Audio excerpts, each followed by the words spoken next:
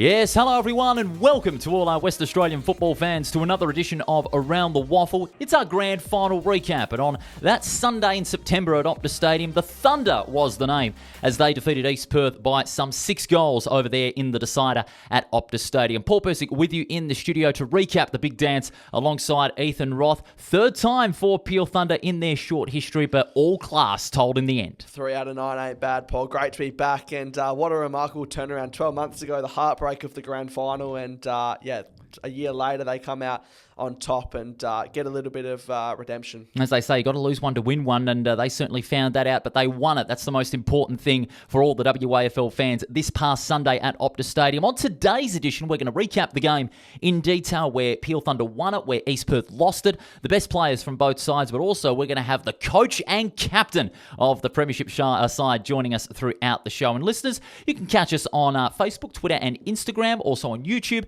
and where you get your podcasts. Have your say on the grand final. Let us know in the comments below or on your respective podcast pages. This is Around the WAFL, your go-to WAFL podcast in 2024.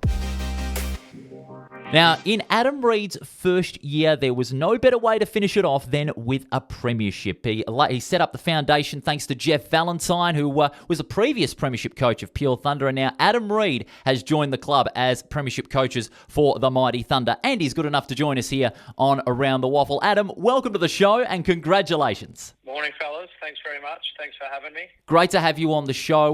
Looking at the game in a little bit more detail, do you think the turning point of that game was the third quarter where you kicked away from the Roars?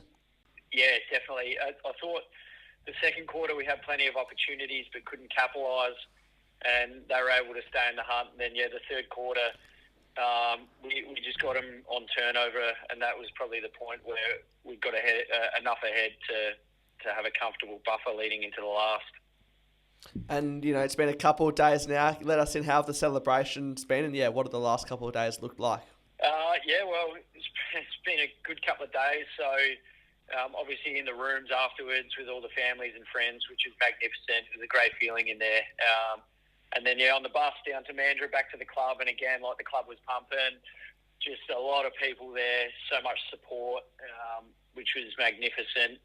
And then, Mad Monday, just a couple of local establishments in Mandurah, which was great. So the boys were pretty tired, as you'd imagine, but definitely enjoyed themselves.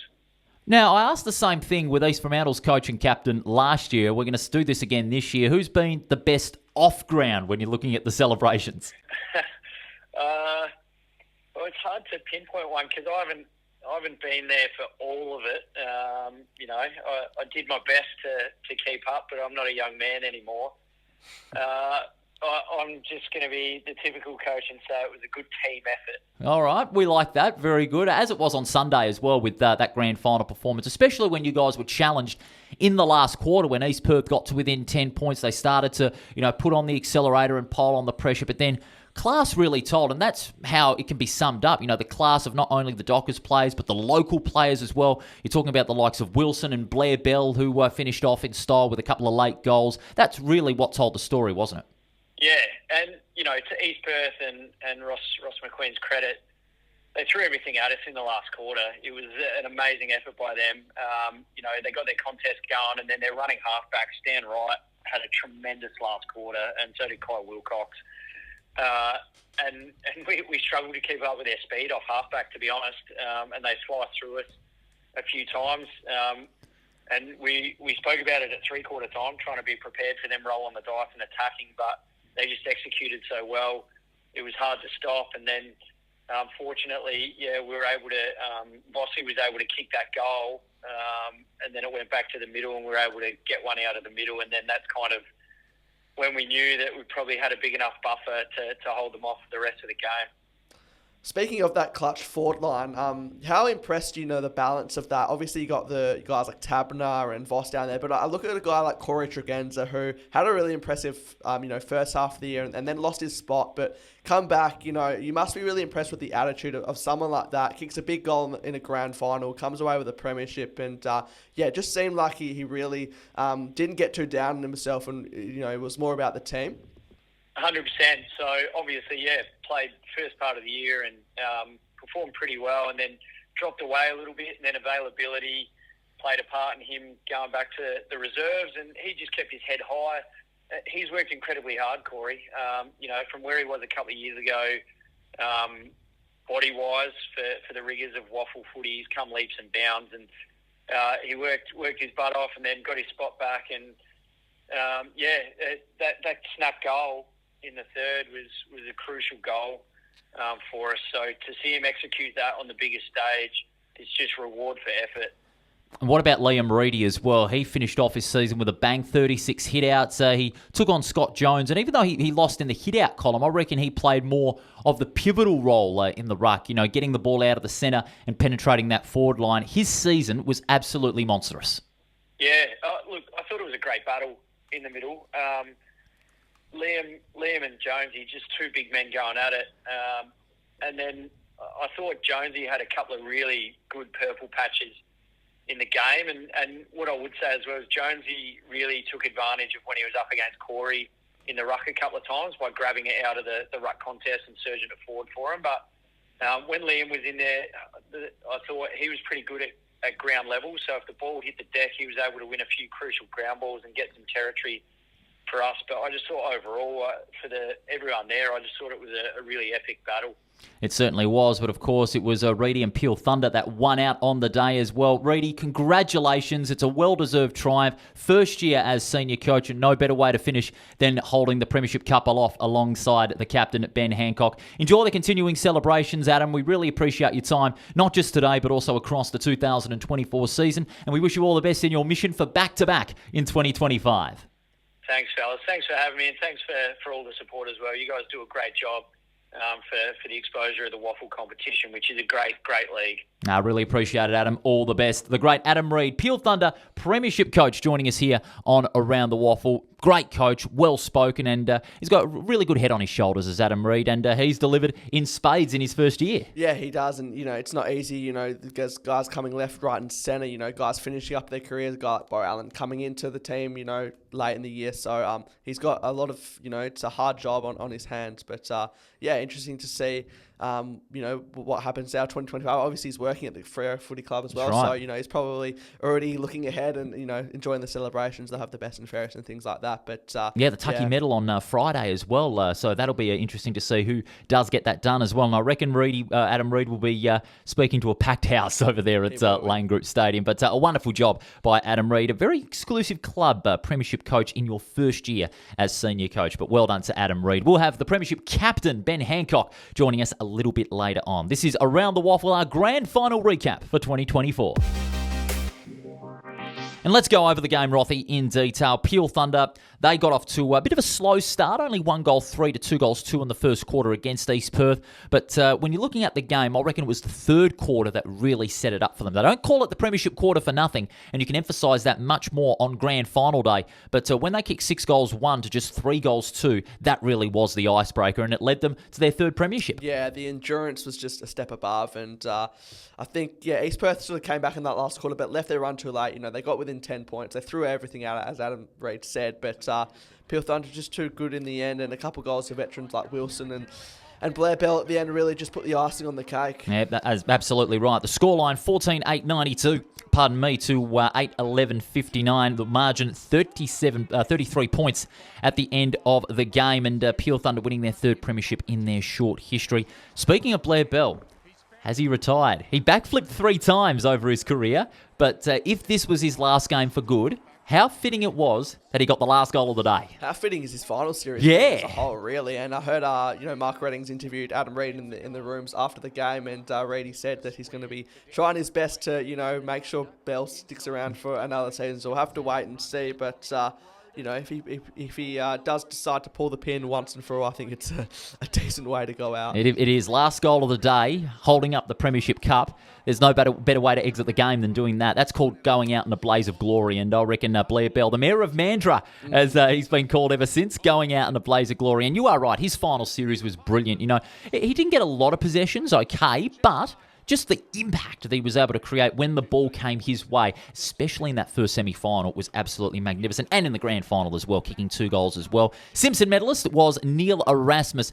Tremendous game he played all around the ground. 26 disposals, 11 tackles, 4 inside 50s and 2 goals as well. That's an all-rounders game when you're looking at it right there. Especially those 11 tackles. I reckon that was the big key in trying to shut down what is usually a strong East Perth midfield. Yeah, and especially those 2 goals as well. I know people will say, oh, he's a full-time footballer, that's his job to go back and kick through the big sticks. But he wasn't at the Dockers a lot this season. But also, I think, like, in a grand final to nail those set shots, you see a lot of times East Perth, they miss sort of similar set shots, and that actually came back to bite them. So for Erasmus to slot 2 from 2, from a slight angle, I think, and he meant business as well. So absolutely, and O'Driscoll's game as well, it was magnificent. 29 disposals and 6 tackles as well. When you look at O'Driscoll and Erasmus's games combined, those two possibly the biggest difference in Peel's midfield. Yeah, the big bodies and the class and just the ability to break through. They're. Obviously O'Driscoll's just re-signed with Freo, so he's full of confidence as well. So it's. Peel Thunder, I think their forward line as well. I mean, I just touched on it there, but I think guys like Chuia, Tregenza, these guys really stepped up and kicked goals. Really impressed with the local contingent, as I've been all season. Absolutely, yeah. It was more of an even scoring spread when you're looking at it. They just had more avenues to goal than East Perth did. And on the subject of East Perth, I'm going to be frank, that was a waste. They wasted their good season on that day. But having said that, it's a year that they can be proud of regardless because of how they got to the grand final. They finished on top of the ladder. And I reckon they'll learn from this. They'll learn from this bitter experience, and I reckon they'll be the team to beat next year. But on the day itself, and we're just focusing on the day itself, grand final day, they looked off. I think they played their grand final 2 weeks before. When you're looking at it, with the week off, we're expecting them to be, a lot fresher, a lot more fresher on paper, but just their handballing and their kicking inside 50 and their general disposal just lacked that zing that we saw from much of the season. Usually the likes of Crowden, Wright, and Schumacher were usually pristine, but they were off. They weren't as efficient as they had been all season. And this is where, you just sort of question the multiple weeks off that they have, between games. Peel Thunder a bit more sort of conditioned and, a bit of momentum. Obviously, East Perth wouldn't have changed their way they went to the grand final as minor premiers and winning that first final. That's right. But it is a long time to wait. Like 2 weeks of just sitting there waiting for your opponents. I'm not saying this, was the reason why they lost, but they didn't really have a lot of momentum going into the game. But it can't not be a factor when you're looking at it. It can't not be a factor. We said the same thing. The same thing may happen with East Fremantle and West Perth when they finished on top of the ladder and took the direct path to the grand final. But we saw they approached it differently. It was just another game. Did they take the wrong approach, East Perth? Yeah, not sure, and that's probably the only questions they'll have to sort of answer themselves if they're anything different. Probably not. But you see in all levels of footy, you see like a Geelong on the weekend lose a preliminary final and question marks over their preparation coming into it. So yes, it's an advantage finishing top of the ladder and winning your first final, but it also can come back to bite you. But not taking away anything from Peel Thunder, they were the better team on the day, and it just shows you that how crucial that top 3 finish is, and really there's no real advantage as long as you finish in that top 3, you're real well positioned and to pole. Goes to show, the ladder doesn't lie. Yeah. Ladder doesn't lie, especially in 2024. Just looking at East Perth's best, however, there were some, plus marks for East Perth on grand final day. Scotty Jones, 51 hit-outs to 16 disposals. It was a great battle with him and Liam Reedy in the ruck, the 2 giants of that side battling it out in the middle. Angus Schumacher, good to see him back at full tilt, 25 disposals, and he had 4 inside 50. Sam Van Diemen, their best forward, with 3 goals. And it was good to see Hamish Brayshaw back on the park as well. I checked out training at Leederville Oval the Tuesday before the match, and he looked as fit as a fiddle. He had overcome that foot injury he had in the second Perth Derby. He had the 23 disposals, had the 7 tackles, kicked the goal as well early on in the game, and he played his role well considering how outclassed East Perth were, especially in the second half. Yeah, absolutely no questions about his sort of lack of footy coming into it in terms of the way he played. But yeah, nice little celebration doing this one as well. But Van Diemen, I was really impressed with him kicking the first goal of the game as well. So that was a big positive for them. And it was a lot of these guys' first time playing on Optus Stadium. So obviously the Peel Thunder guys were a bit more experienced in that aspect. But I think they'll take a lot of learnings from it. But unfortunately, you can't go back in time and redo the game. But East Perth, runners up, and I know that won't sit well with them. A lot of people say, if you don't win the Premiership, not a wasted year, but I still think we have to, tremendously give them credit for the way They had a great season. It was a great season by East Perth. It was great football by all the side. Ross McQueen, great coach, knows how to get it done in September. Couldn't do so this year, but I reckon they'll be back. They'll be very hungry to make amends in 2025. Hopefully they'll get to keep the playing group and, build further on the good nucleus that they have got from midfield, down back and up forward as well. And Ross McQueen, he knows it. He knows the system very well. He's got the experience, and I reckon he could be the coach to, maybe get East Perth's first premiership in now 23 years in 2025. Will that happen? Who knows? But he's got what it takes. Yeah, well, I think you mentioned the list there. I think the thing that works into their favour is they're still quite a young group. Guys like Croden, Schumacher, these guys, they're all fairly young into their careers. They don't really have any veterans. Like Scotty Jones is probably one of the oldest one, and I think he's 29. So if they can keep the guys together, recruit, and I think big pluses to guys like Medhat and Graham in their forward line who are still young in their WAFL careers as well. Absolutely, well summed up there. But nonetheless, congratulations to East Perth. A great season, and they'll be back in 2025. But of course, it was Peel's Premiership this past Sunday at Optus Stadium. This is Around the WAFL, our special Grand Final recap for 2024. All right, let's get to our next guest, Rothy. 12 months ago, this man sat at ground level on Optus Stadium, a heartbroken captain. But how things change in a year in football. 12 months later, he is now the Premiership captain of the WAFL. He's the captain of Peel Thunder, Ben Hancock. He's good enough to join us here on Around the WAFL. Hangers, welcome to the show, and a huge congratulations for your great triumph on Sunday. Morning, Paul. Morning, Ethan. Thanks for having me. Great to have you on the show. How things changed 12 months in advance. How does it feel now to be a winning Grand Final captain? Yeah, it's amazing. Such a special feeling. Still on a bit of a high at the moment. It hasn't really sunk in just yet, but just enjoying it for what it is and soaking it all in. I imagine, obviously, being in the 2017 Premiership, very, very young player in that win. But I imagine this one probably feels a little bit different. Yeah, absolutely. 2017, obviously a great feeling, winning that first one. But just the year we had this year, we had a lot thrown at us from outside, a bit outside noise. But just our ability to focus on our footy and especially the last month and obviously reach the pinnacle of WAFL footy and take home the cup was, just such a special feeling. Now, we spoke with Adam Reid just earlier, and being the responsible coach that he is, he said he hasn't been in the full celebration, so wasn't able to give us a best off ground. As someone in the playing group captain, who would you say has been best off ground in the celebrations? Yeah, it's been a big couple of days, as you can probably tell by my voice. But I'd have to say Paddy Moss and Nathan Wilson probably take the chocolates there. They've been pretty funny and obviously great blokes to be around. It's been a big couple of days and the boys really enjoyed it. No doubt the celebrations are continuing as we speak. But let's go back to Sunday, Hangers. It was a great performance by your Thunder side. The endurance and the fitness factor really played such a key role in the experience around Optus Stadium as well. But what really impressed as well is how you guys responded when you got challenged by the Royals in that last quarter and they got it to within 10 points. Yeah, absolutely. We sort of touched on last year just our pre-game sort of stuff and just being composed and not letting the surroundings get the better of us. The experience from last year really helped us in that regard. But as for the game, I thought our pressure was elite from the start and it probably showed at times with the perceived pressure. East Perth probably fumbled at times that they wouldn't normally and just our ability to be clean in the contest and probably get a bit of territory gained throughout the game was really promising. And obviously, as you said, they challenged us late there, and it was probably out on the field. It was a bit nerve-wracking, but our ability to steady the ship, we probably just needed that one goal to sort of settle a bit. And that goal, that Vossi kick, probably broke the heart a bit there of these boys, and we were sort of able to run away with it in that last 5-10 minute period. And that was probably the best part, just being able to enjoy the last 5 minutes, knowing that it was all sewn up and just to enjoy that with all my mates out on the field was amazing. And the contrast between a couple of weeks beforehand, only just beating Claremont and winning the Premiership. Have you sort of thought about your final series and reflected on the fact that, how big a few weeks it's been in that aspect of, winning the Premiership and not having to do it sort of easy and really having to work for it? Yeah, absolutely.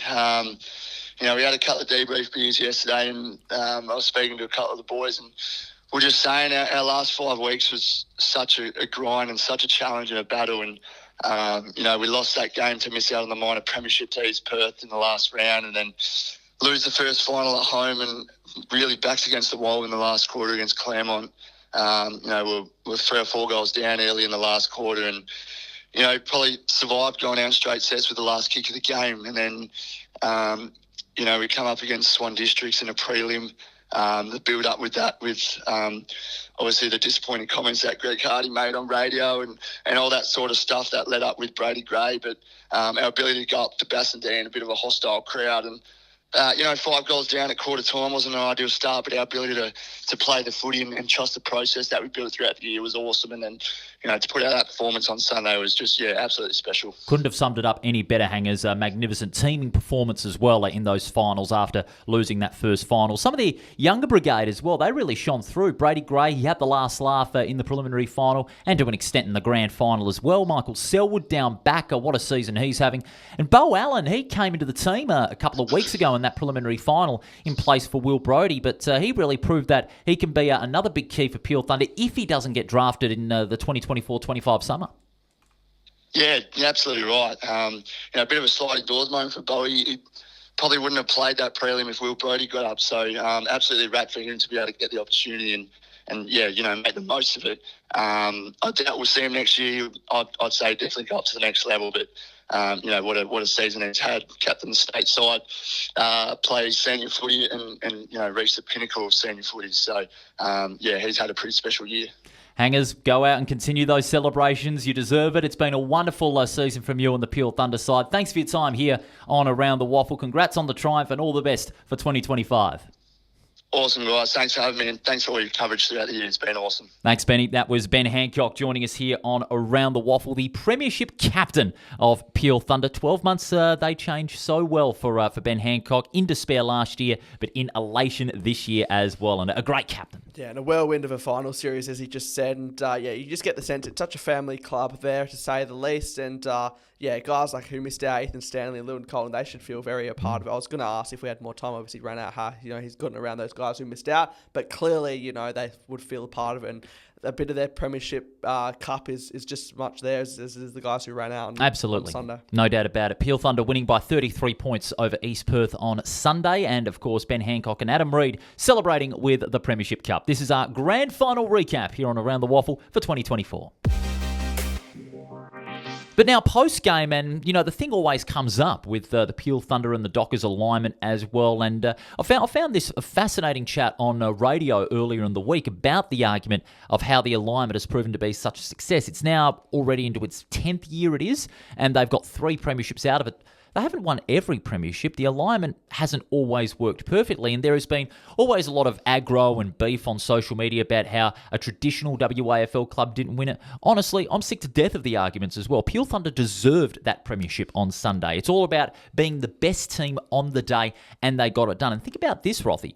Not all the Peel players played a game for Fremantle. They were certainly locked in for Peel Thunder throughout the season. Think about Will Brodie. He played 20-plus games in 2024. You think about the likes of Brady Gray, who works for the Dockers. He's in the system, but he's not a Dockers player. Matt Taberner, who's now no longer a Dockers player, but could leave Peel Thunder. He made a difference in the last 2 finals. So you also have a look at Ben Hancock, the captain. He's a local. Blair Bell's a local. Carl Warner, he played a little bit for the Dockers, but mostly for the Thunder this season. And it just comes to think, this system's not going to change, but it shouldn't. The Peel Thunder alignment is there for a reason, for a financial reason and for a playing reason as well. And it has worked wonders. Peel deserve their flag on Sunday. Yeah, I couldn't agree more with you. And I think, there's a lot of comments about it. And unfortunately, it probably won't stop, everyone. But I think, and no disrespect to the Dockers guys, but they're at WAFL level for a reason at the moment. Clearly they're not up to AFL week in, week out. So that's why they are in the WAFL. And, I just think, it's a bit over the top with people saying Peel Dockers and that sort of thing. I think it's a bit disrespectful to guys like Ben Hancock and guys who work so hard, the semi-professional footballers to work so hard for years on end to get to a position like this. I just think, you look at the Eagles and if it really was an AFL side, the Eagles would have won the premiership this year. They would have been up there, but no, it's because it's actually the local talent. It's actually the second half of the I guess you could say the latter 12 players on the field or on the bench. So, yeah, I can't believe it. I think people are probably just a bit jealous and, probably just trying to make something out of nothing. And as you said, 3 in 9 years. They're not winning every year. They're not winning minor premierships. They're not going through seasons undefeated. I'm very strong on this. There's been years that they've even missed the 5. I just don't understand how people can criticise it now, but then aren't saying anything when Swan Districts beat them on their home ground in the final series. And in the grand final last year as well, when East Fremantle won. There was no talk about it at all. Why are we talking about it now? It's completely ridiculous. Peel, like I said, and I'll say it again, Peel deserved to be premiers in 2024. I mean, look at the way they teamed after that qualifying final loss. Last kick of the day against Claremont, they were almost beaten in that first semi until Blair Bell, came in, a clutch, ice in his veins, and then just went on with the business in the grand final as well. So, people can't have their cake and eat it too. They just got to respect the fact that Peel Thunder got the job done on Sunday. If they win back-to-back, great. If they don't win back-to-back, okay, fine. They'll go on next year as well. I mean, at the end of the day, they're a club in the WAFL. They've got good local players in there as well who have the same semi-professional sort of lifestyle as, about 85% of the WAFL players that are there from the other WAFL clubs. So I just think the argument just needs to stop. The alignment's there for a reason. We see it in the SANFL. We see it in the VFL. It's the norm these days. But at the end of the day, it's still a great competition, and we got a great end of the season on Sunday. And by the body language and the team morale, you wouldn't even know which guys are docket listed or not. They all just buy in. They're all good mates. They're off invested. The field. And people are quick to say, the hunger's not there. when the Dockers are out of the finals and it was there. They're going to bundle out. But then they complain about that. But then also they complain about when they win. It's like you can't win. A double-edged sword, I guess, these days. But let's just hope things can better out as far as the interaction and on the socials is concerned, because Peel, like I said, they deserve their success. They're the premiership team. Adam Reid's the premiership coach. Ben Hancock's the premiership captain. Everyone has to respect that success, like we do here on Around the Waffle, and like many of the clubs. And think about it, the alignment was agreed to by the clubs as well. But regardless of the alignment or not, Peel Thunder, that'll be on the record books. They are the premiers of 2024, and it is well deserved after their great performance on Sunday and in the final series. That just about does it for today's edition of Around the Waffle. But that's not the last episode, ladies and gentlemen, because on Friday, Rothy, it is That Was the Season That Was 2024. We're looking at the season as a whole, ups and downs of your WAFL club best players, best games, and some of our season highlights as well as we wrap up what has been a great season. Yeah, one last hurrah on Friday. Glad we're not just finished just yet. So, bring it on, Paul. But, congratulations to Peel Thunder once again. Congratulations to the reserves premiers in East Fremantle, and congratulations to Claremont on going back-to-back in the Colts as well. It was a brilliant day all day on Sunday, as it is every year. Absolutely, at Optus Stadium, and the people were getting it. Shout out to the 25,000 that made their way to Optus Stadium on Sunday. You can check us out on your podcast provider and on YouTube for all the episodes, and you can catch us on our socials, Facebook, Twitter, and Instagram. Thanks for your company. We look forward to your listenership on Friday when the final episode drops for the year. That was the season that was 2024. We look forward to your company then.